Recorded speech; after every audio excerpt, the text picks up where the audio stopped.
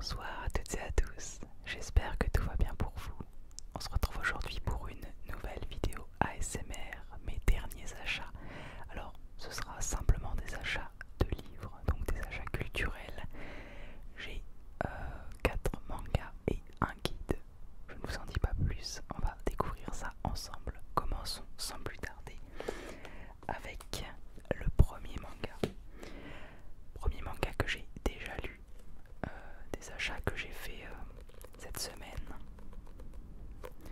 Il s'agit du tome 22 de One Punch Man. One Punch Man.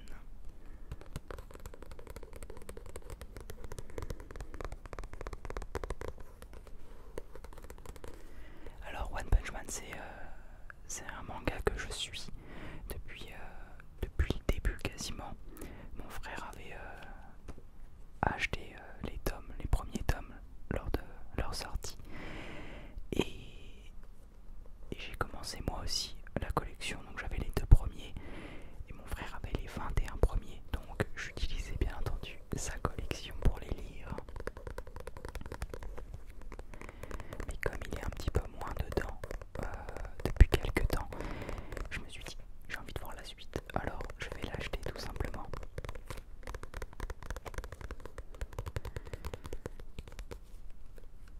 Donc on a ici un super-héros de classe S, petit empereur, petit empereur. Donc c'est un manga qui est de l'œuvre originale de One, donc de Yusuke Murata.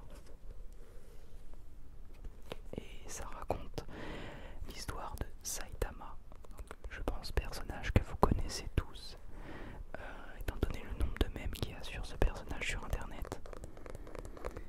Qui raconte l'histoire de Saitama, donc on va dire un loser, je dirais ça comme ça, qui s'est entraîné pendant un an à faire 100 squats, 110 km de course, sans pompe et sans abdos tous les jours, et qui au bout d'un an a perdu ses cheveux, mais est devenu le plus puissant héros de la Terre, sans que personne le sache. C'est-à-dire que il est comment dire, il est inscrit sur la liste des super-héros reconnus, disons, mais je crois qu'il est que classe B, alors que c'est clairement le plus fort de tous les super-héros. Il peut vaincre n'importe quel ennemi en un seul coup de poing, d'où le nom de l'œuvre One Punch Man.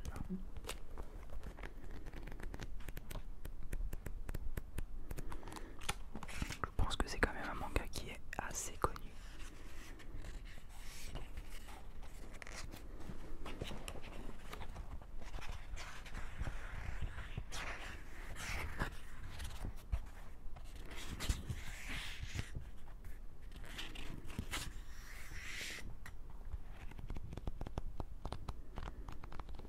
Et c'est clairement pas le manga que je commencerai aujourd'hui, si vous voulez.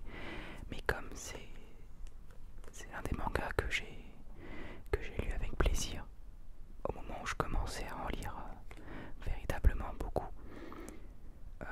et bien je prends plaisir à continuer l'histoire, bien que voilà, c'est quand même assez shonen classique, et on sent que voilà, c'est pour un public d'adolescents ou jeunes adultes. Là aujourd'hui je suis plus dans des seinen, des trucs un petit peu plus violents, plus psychologiques, mais voilà, c'est toujours sympa, c'est assez bon délire, il y a de bonnes vannes dedans quand même. Donc également le tome 23, donc avec le personnage de Saitama qui figure en héros.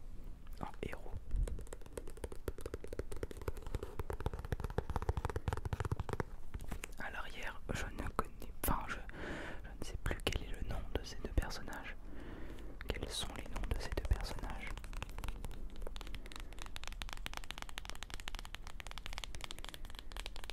Donc voilà, là vous voyez qu'il y a mon petit marque-page. J'étais en train de lire ce tome.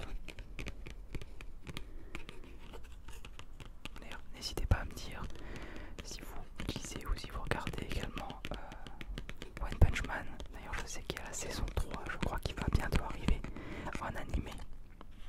hâte de découvrir ça parce que la 2 n'était pas forcément à la hauteur de nos espérances.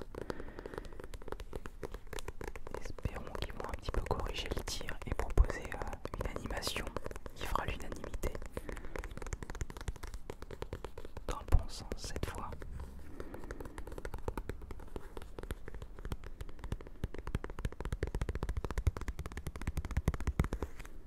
Quel est votre manga favori ou animé favori?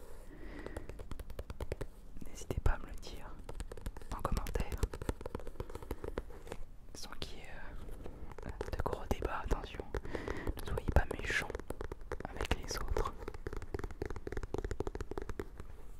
Mais dites-moi, voilà pourquoi le manga que vous aurez choisi est votre manga favori. Je pense qu'il peut y avoir également de bonnes surprises. Si vous lisez les commentaires, sachant que je vais tous les lire, je vais peut-être avoir de bonnes surprises et commencer une nouvelle série. Une nouvelle collection de tomes à obtenir. Donc, également, pour finir avec One Punch Man, le 24e tome, donc le dernier en date, il me semble. Du moins, j'en ai pas vu. J'ai pas vu le 25, donc je pense pas qu'il soit sorti. Donc j'ai voulu avoir tous les tomes restants afin d'être à jour au niveau des mangas. Donc on voit ici Bogos masqué et Genos ou Genos. Et à l'arrière Saitama qui prend un bain dans de la lave en fusion avec un petit canard juste là, un tout petit canard.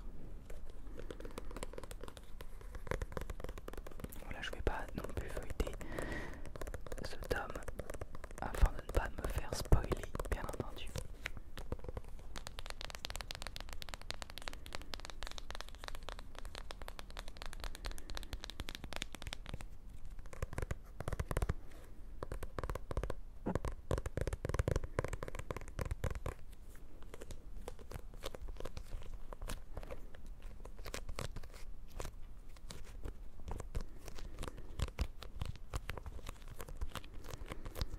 Un petit peu de sticky fingers, sticky fingers.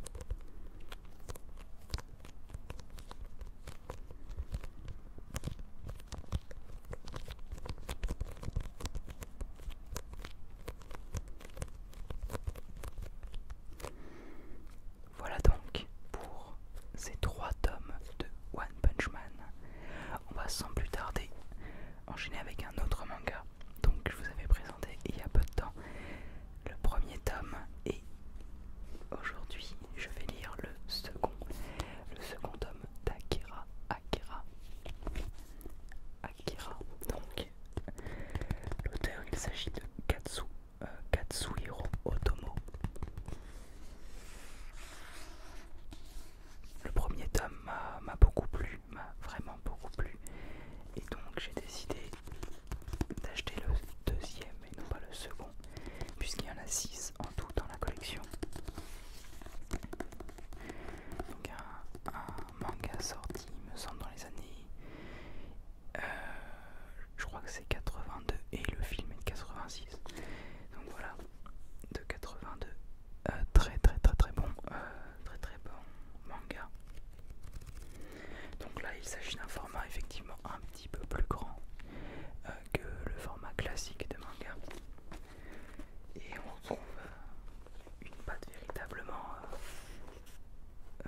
vintage pour le coup, puisqu'il s'agit de dessins d'époque. Donc en 82 il n'y avait pas les mêmes codes d'illustration qu'aujourd'hui. Et c'est vraiment agréable, même au niveau des cases, vous voyez. C'est très découpé, très scindé, vous voyez. Et je trouve ça vraiment cool de replonger comme ça dans une œuvre et dans son époque, qui est clairement imbriquée dans son époque. Et donc Akira, ça raconte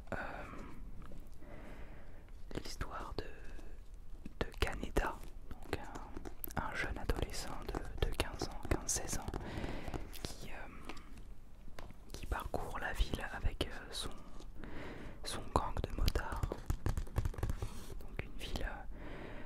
se passe en 2015 ou 2019. Donc c'est un roman, enfin un roman, un manga de science-fiction. Donc dans une ville qui a subi une attaque nucléaire. Et donc, je ne sais même pas si elle est nucléaire, mais une bombe, bref, une bombe a explosé dans cette ville. Depuis la zone d'impact est protégée.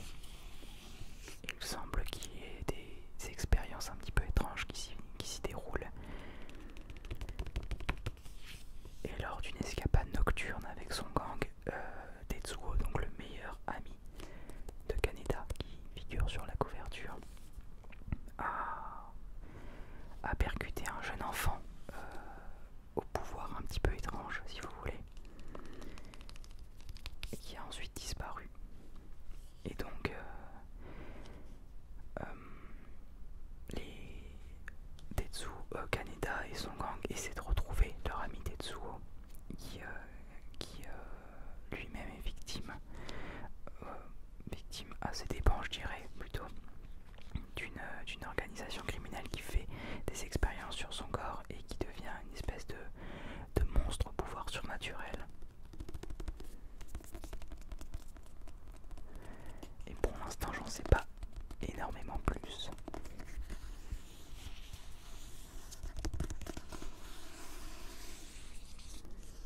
Les Jeux olympiques doivent se dérouler dans cette ville.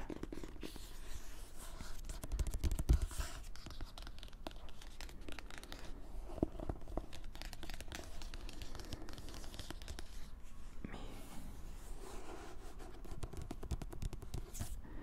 c'est normalement ici que se déroulent les expériences assez étranges sur les humains.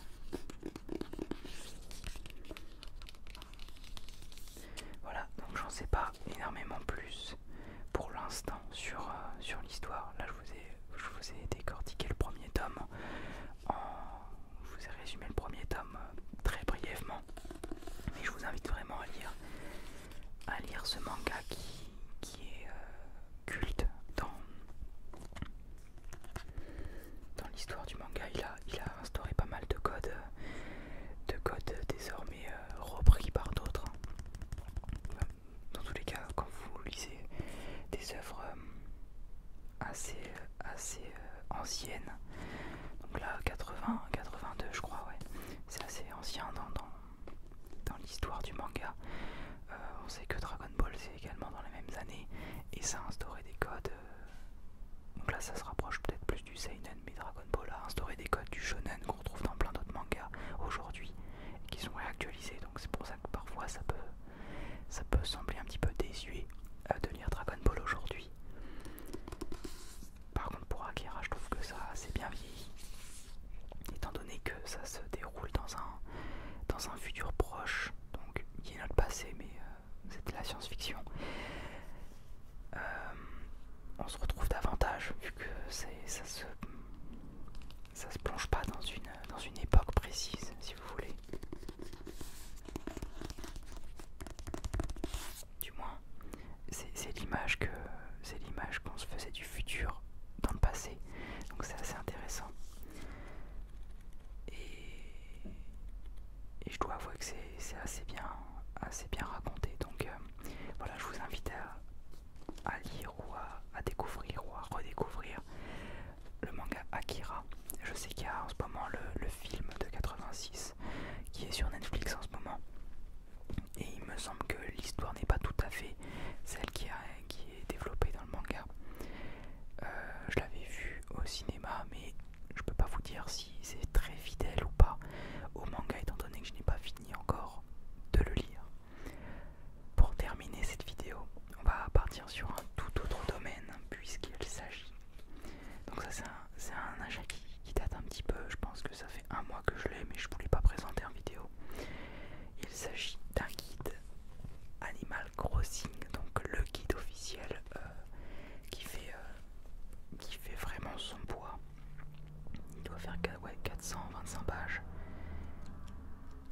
125 pages et donc pour les fans, les fans hardcore là, vraiment hardcore du jeu Animal Crossing New Horizons. New Horizons. Horizons. Je sais pas comment ça se prononce exactement. Donc c'est le guide officiel qui répertorie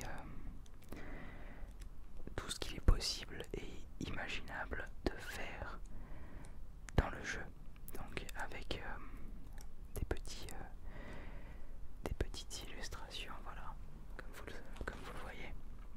Donc pour le début, c'est assez classique, hein. Ça vous explique la création du personnage, les fonctionnalités de l'île, le multijoueur local, le multijoueur en ligne, etc. Ensuite vous avez le bureau des résidents. Donc qu'est-ce qu'il est possible de faire au bureau des résidents avec un petit parallèle sur les personnages comme Tom Nook ou Marie. Ensuite les prêts qu'il est possible de faire pour sa maison, donc les rénovations, etc. afin d'agrandir son entrepôt, sur le musée, sur Thibaut, sur Runar également qui nous vend des œuvres d'art, sur la boutique et donc sur Mélie et Milo. Mélie et Milo. Ensuite, vous avez également sur Layette et Cousette de la boutique des sœurs de Godfrey, sur Dodo Airlines avec Maurice et Rodrigue. Ensuite, on a des petits passages sur Gulliver, Serena, les visiteurs potentiels, sur Gullivar, sur Céleste et sur Sarah. Ensuite, on a des pages entières comme ça. Par exemple, sur tous les sols et papiers peints mystères qu'il est possible d'obtenir avec Sarah. On a également une page sur Follet avec à chaque fois la fréquence d'apparition, l'anniversaire, les récompenses potentielles qu'on peut avoir, sur Blaise, également sur tous les items potentiels que Blaise peut nous donner avec la couleur de chacun, le prix de chacun. Bref, pour les personnages, c'est comme ça. Donc c'est très très complet. On a également la fréquence d'apparition de Porcelette, donc tous les dimanches, avec, je voulais dire là, plutôt que la fréquence d'apparition, les fluctuations hebdomadaires des prix du navet. Donc tout est ultra détaillé. Voilà, après sur les anniversaires des résidents, pourquoi leur offrir des cadeaux, etc. Donc j'ai pas tout lu bien entendu, puisque c'est extrêmement long. Mais si dans des situations particulières, quand je me pose une question, souvent je me penche un petit peu sur ce bouquin qui est très très sympa, sur tous les aigles et là c'est la page des aigles, mais sur tous les habitants qu'il est possible d'avoir, avec une petite image de leur maison pour voir un petit peu les meubles qu'ils ont, etc., leur style, leur caractère. Il y a énormément de personnages potentiels. Énormément. Ensuite, voilà, le guide de la vie insulaire. Donc avec tous les plans de bricolage, les arrosoirs, les pièges, les chronos, les fruits, les navets. Bref, c'est un guide vraiment très complet. Avec voilà tous les succès également, comment les obtenir. Ça très important. Les hybrides, comment réaliser des hybrides et avoir donc toutes les fleurs du jeu. Pareil pour c'est vraiment ultra. L'apparition des insectes, donc vous avez un tableau avec la fréquence, avec les mois entre l'hémisphère nord et l'hémisphère sud, leur fréquence d'apparition, leur heure d'apparition. C'est assez détaillé. Pareil pour les poissons, pour les fruits de mer, oui, les crustacés, toutes les parties des fossiles également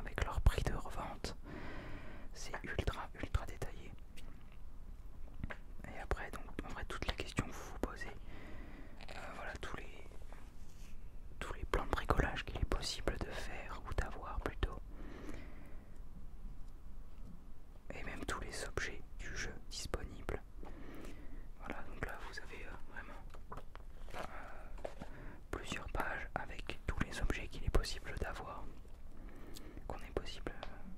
Voilà, tous les vêtements également. C'est assez ouf, c'est assez ouf.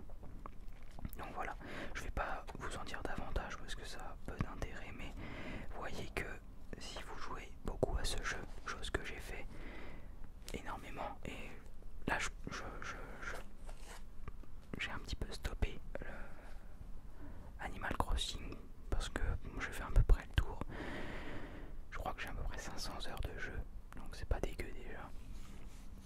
C'est pas dégueu et après je prends plaisir quand même à revenir, mais c'est par période si vous voulez. Pendant 2 semaines je vais être à fond dedans et après je vais laisser un petit peu tomber et je vais revenir au bout du compte. Donc voilà, là je crois que j'ai quasiment, il me doit me manquer genre un poisson et un insecte, et c'est pas la période et souvent je time travel pas, donc c'est à dire que je ne voyage pas dans le temps pour avoir tous les insectes et poissons disponibles dans le jeu. Donc je joue à la période donnée la plupart du temps. J'ai dû le faire pour 1 ou 2 poissons seulement. Et donc voilà, c'est un truc, c'est un outil pour jouer, pour avoir tout ce qu'il nous faut. Peut-être que je vous ferai une vidéo sur Animal Crossing, sur mon île Animal Crossing, lorsque j'aurai un boîtier de capture. Achat qui me tarde de faire. Mais on verra ça en temps et en heure. En tout cas, j'espère que cette petite vidéo présentation de mes derniers achats vous aura plu, qu'elle vous aura détendu. N'hésitez pas à me dire en commentaire quel est votre manga favori, j'y tiens, et surtout pourquoi est-ce que c'est votre manga ou animé favori. J'espère faire de belles découvertes en vous lisant. N'hésitez pas également, bien entendu, à liker la vidéo, à vous abonner pour ne pas manquer les prochaines. Vous pouvez également me suivre sur les réseaux sociaux si